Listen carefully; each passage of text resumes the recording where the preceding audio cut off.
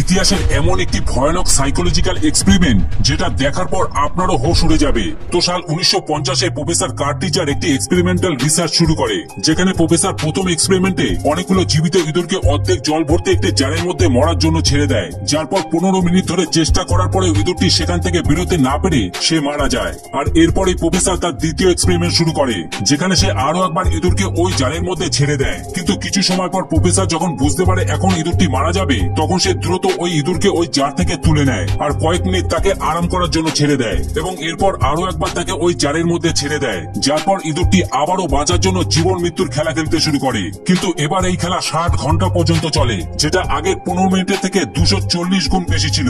তার কারণ ইঁদুরের বিশ্বাস ছিল যে প্রফেসর এবারও তাকে তুলে নেবে, আর ইঁদুরের এই বিশ্বাসই তাকে 60 ঘন্টা পর্যন্ত লাগাতার সাঁতার কাটার জন্য সাহায্য করে। আর একেই বলা হয় পাওয়ার অফ বিলিভ। যেমনটা আমার বিশ্বাস আপনারা এই ভিডিওটিকে 1 লক্ষ লাইক করাতে পারেন, তো করে দিন না প্লিজ।